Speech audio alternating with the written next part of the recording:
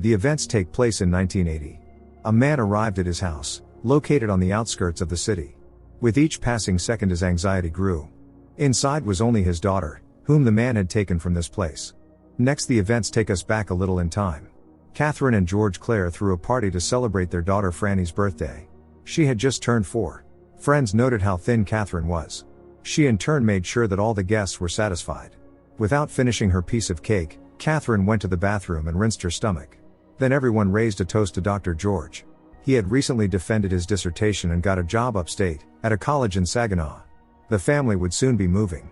Catherine didn't want to leave her good job in New York. After all her friends and family were here.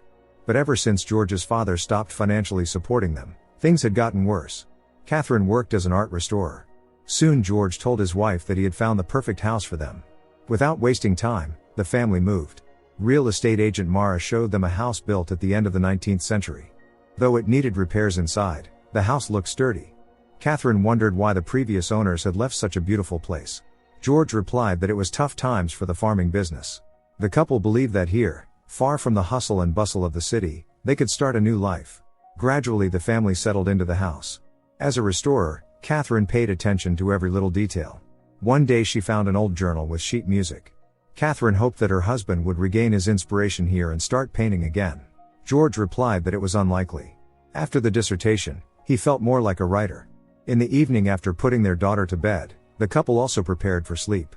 Tomorrow was George's first day at work, but he wasn't the least bit worried. The nightlight in Franny's room began to flicker. At the same time Catherine smelled exhaust fumes. When objects started moving on their own, Franny ran screaming into the parents' room. The next morning, George started his new job and met his department chair, Floyd De Beers. They discussed art. Floyd believed that everything in addition to its natural form, also had a spiritual essence. George was shown his new office. Catherine was very concerned about her weight, fearing she would gain it. She was scared of this house, where objects could move on their own. Suddenly there was a knock at the door. Standing on the doorstep were Eddie Vale and his younger brother Cole. They had come to introduce themselves in case the new residents of the town needed workers. The brothers could do it all. Cole immediately hit it off with Franny. It turned out that the brothers lived with their uncle. Catherine asked Eddie for a business card. The guy said he'd forgotten them at home but could leave his phone number. That evening over dinner, Catherine told her husband that they should hire these guys because their rates were lower than the others. George was concerned that his wife was barely eating anything. Recently the doctor had prescribed her protein shakes. After dinner in the kitchen, Catherine found an old book containing records of previous house residents and curses. Catherine wanted to tell her husband about it, but he was already asleep. While doing the dishes, Catherine saw reflections of light on the jars sitting on the kitchen shelves. This was how Catherine discovered an antique ring. Something sinister was clearly going on in this house. The next day, Catherine met with representatives of the Historical Society. Catherine was interested in the history of her home. It turned out the house had been depicted in one of the paintings. In the 19th century, it was owned by a local couple. Bored George started flirting with a student, Willis, who was studying literature. Eddie, by the way, was her friend. The girl knew the professor was married.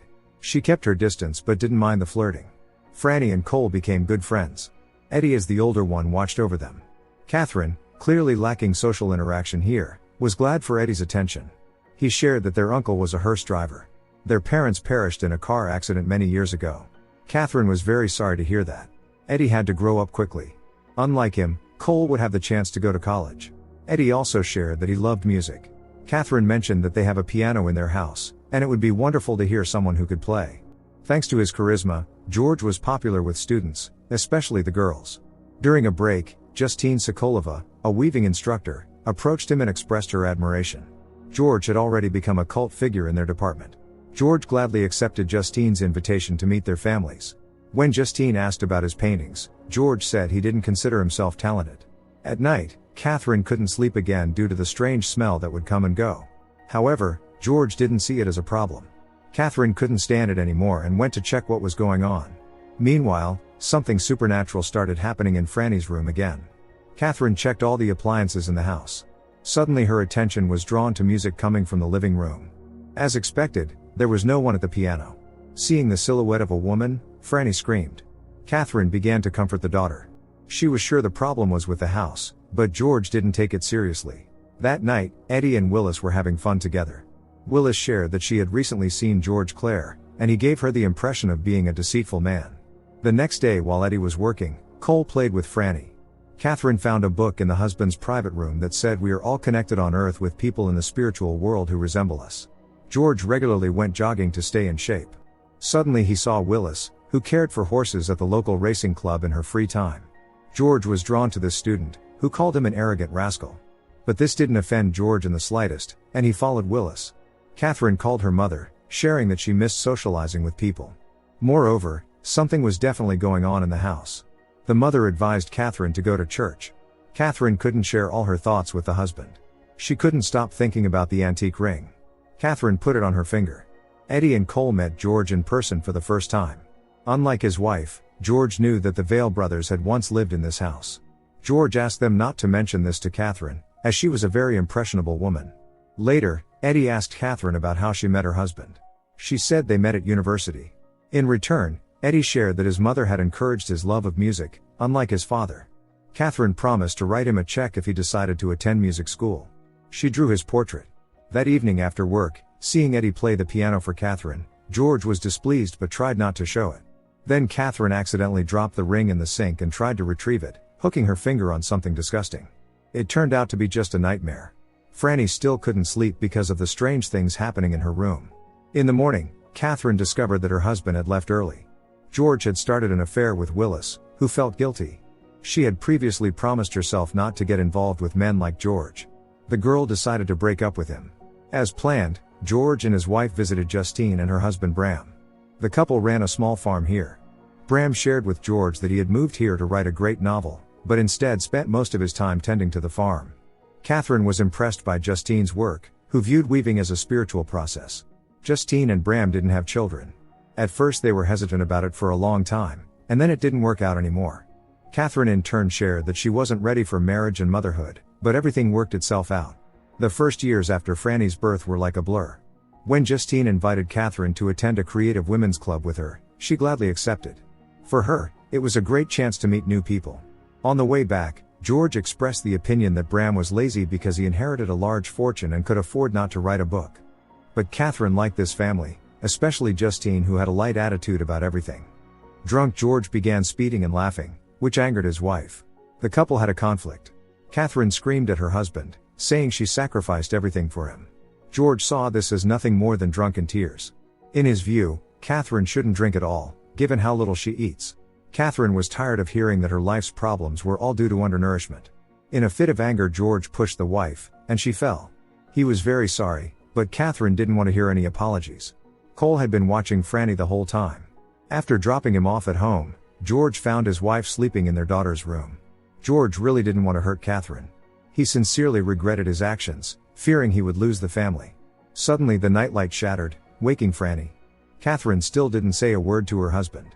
Soon after, she went to the Creative Women's Club with Justine, where many interesting ideas were discussed. Today Catherine didn't bother with making dinner. George didn't know how to reconcile with his wife, and late in the evening left the house, crossing paths with Justine, who had earlier given Catherine a ride home. Later, he went sailing with Floyd. George used to have his own yacht, which he inherited from a cousin who drowned. This incident clearly demonstrated how unfair life can be. In the evening, George invited Floyd over. He was glad to meet Catherine. When he brought up the topic of the spiritual world, George cut in, saying his wife wasn't the best conversation partner on such matters, asking her to show the guest around the house. At one point, Floyd told Catherine that they weren't alone here. This entity wishes no harm to anyone and wants to help. Catherine knew what he meant. She also felt the presence of a woman. Catherine hugged Floyd, who was the only one who understood her. The woman's last name was Smith, and she was the wife of Reverend Jacob Smith. This had been their home. Floyd promised Catherine he would try to find more information in the university library. He also suggested holding a séance in the house later. After thanking the hosts for a wonderful evening, he left. George was glad that his wife had made a good impression on the department chair. Perhaps they should throw a big party at the house. And so they did. At the party were George's colleagues and many town residents. Cole made sure all the guests had wine, while Eddie played the piano. Floyd introduced Catherine to his wife, Millicent, who also believed in the supernatural. George invited Justine to step outside for a smoke. The real estate agent Mara mentioned that Eddie and Cole had grown up in this house, assuming Catherine was aware. Mara had originally told George about it. Catherine was shocked and demanded Mara explain what had happened. Ella Vale, the The boy's mother was Mara's friend and suffered from her abusive husband. One day he blew exhaust fumes into the house through the garage, taking his and his wife's lives. The boys were unharmed. Catherine realized why she kept smelling something strange in the house. Catherine couldn't believe the husband had hidden the truth from her. That antique ring had belonged to Ella. Perhaps it was her spirit in the house, not Mrs. Smith. Meanwhile, George was chatting with Justine outside, openly flirting. He knew how to charm women. But when George became too pushy, Justine didn't like it. George just laughed. When the party ended, Catherine was washing dishes, answering the pleased husband's questions in monosyllables. George didn't understand why his wife had withdrawn into herself again. At that moment, Catherine couldn't stand it and said that she knew the truth about the house. George tried to convince his wife that he only wanted to make her happy. Their argument was interrupted by the radio, which turned on by itself and started emitting eerie noises. Even when George unplugged it, that didn't help. He had to smash the radio. Catherine didn't look surprised. She simply told her husband to spend the rest of the weekend with Franny at his parents' house. Catherine found an article online about Ella Vale's demise and called Floyd, telling him she was ready for the seance. He and his group arrived. Floyd had already gathered some information about the first owners of the house. Jacob was an ardent Calvinist and condemned his wife's philosophy. At the age of 26, she passed away under strange circumstances in this house. Floyd and his colleagues reassured Catherine that whatever spirit resided in the house wasn't evil, because evil spirits only communicate with evildoers. And Catherine didn't seem like a bad person. The seance began. The candles in the room went out, and objects started moving on their own. The spirit had come to them. A woman's voice begged for help. Everything ended as quickly as it began. Floyd concluded that there was another spirit in the house, and its intentions were still unclear. After the weekend, George and Franny returned. George accompanied the students on a field trip. As it turned out, Justine was also there. Catherine decided to give Ella's ring to her eldest son, Eddie. But the young man said he wanted Catherine to keep the ring because she was a good person. Catherine hugged Eddie. Later, she went to the library to return the husband's books. It turned out that one of the books had been checked out under Willis's name. The librarian said she knew this girl. Catherine went to the bank and opened an account, but not a joint one with her husband. During the field trip, George kept his eyes on Justine. Here he crossed paths with his academic advisor from New York, Dr. Warren. The professor wondered how George had been hired as a lecturer without any recommendations. George awkwardly replied that he was only temporarily filling in for another professor. Justine overheard the conversation and understood the point. Before bed, George told his wife that he didn't like her associating with Justine because there were unsavory rumors about her. Catherine reacted indifferently. The next day, Floyd told George that Dr. Shelby Warren from Columbia University had called him. This was how Floyd found out that George had forged the recommendation letter. Using all his charm, George tried to convince the department chair to give him a chance to explain. His whole family was coming over today, and he didn't want to ruin the weekend.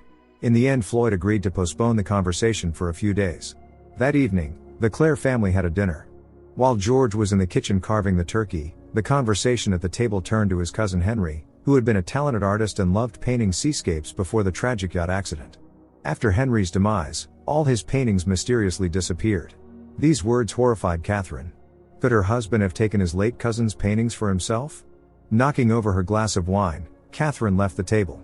In the bathroom, she rinsed her stomach. When George entered, Catherine told him she was sick of their marriage. Suddenly, the bathroom door closed on its own. As George left, he didn't notice the silhouette of a woman in the corner. That night, whispers filled the house asking for help. Due to the rift with his wife, George had to sleep in his car. The difficult conversation with the department chair was approaching. However, seeing Floyd through the window, George followed him to the pier. Floyd invited George to join him on a yacht trip and discuss everything at the same time. Seeing Catherine in tears, Eddie asked what had happened. Although the young man already guessed that it had to do with George. His father had been the same way. Suddenly Catherine kissed Eddie, passion ignited between them. Meanwhile, George told Floyd about his complicated relationship with Shelby at Columbia. Floyd explained that falsifications, regardless of the reasons, were unacceptable. Tomorrow Floyd intended to report this to Human Resources, which meant George would lose his job. Floyd truly felt sorry, but it was his duty. At a cafe, Justine noticed a scarf of her own making on Willis. It was a scarf she had made to order from John, supposedly for his mother. George was returning home late in the evening, soaked to the bone.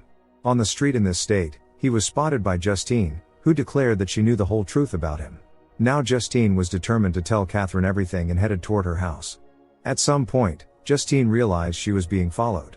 Another car began ramming her and eventually pushed her off the road. Catherine wanted to have a serious talk with her husband, but he claimed to be feeling unwell. Catherine told George to sleep downstairs tonight. That night, a raven broke the bedroom window, scaring Catherine. George told his wife to have her boyfriend fix the window in the morning. Catherine woke up to a phone call. George was already awake, watching as his wife quickly got into her car and drove off. George called Cole, asking him to come early today. Then George went to the pharmacy and bought some sedatives, supposedly for his daughter's night terrors. Catherine was in the ward with Bram.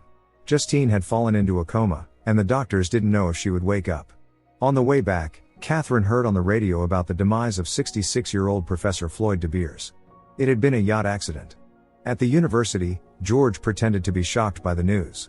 According to the official version, Floyd had suffered a heart attack and fallen overboard. George was offered the position of interim department chair. Of course he accepted. George was about to break the sad news to the students when he suddenly noticed that the slides on the projector were displaying paintings of his late cousin. At first George thought it was a bad joke by one of the students. Then he immediately left the university and drove home, noticing packed bags in the wife's car. At home, George asked her why she hadn't drunk her protein shake again. Catherine pretended everything was fine. However, George knew she was planning to leave him. Entering the daughter's room, George demanded to know why Franny was already dressed in outdoor clothes. George grabbed Catherine. She broke free and tried to call someone, but the husband didn't let her. Their fight spilled over to the outside. Catherine screamed at George that she knew he was involved in the demise of his cousin and Floyd, as well as Justine's car crash. Of course George denied this, yelling back at his wife that she was going crazy because of her constant dieting. At some point Catherine felt unbearable weakness, realizing that the husband had put something in her protein shake. She fought with all her might against the weakness, calling for help. Despite everything, Catherine managed to get back into the house. The ghost of Ella accompanied her, giving her strength. However, Catherine was too late. Franny was no longer in the room. Ella, who had once suffered at the hands of a tyrannical husband, wanted to prevent the same thing from happening to Catherine, but another ghost was trying to stop her. Catherine finally lost consciousness. George, crying, entered the room with an axe in hand. The ghost of Jacob Smith was whispering to him that he had to get rid of his wife. In the morning, Cole as usual came to the house and found a letter from George, stating that Catherine had fallen ill. During the day Cole looked after Franny, and in the evening he went home. At work, George tried to act as if nothing had happened. In the evening, he went with his daughter to their neighbor Pat's house and asked him to call the sheriff.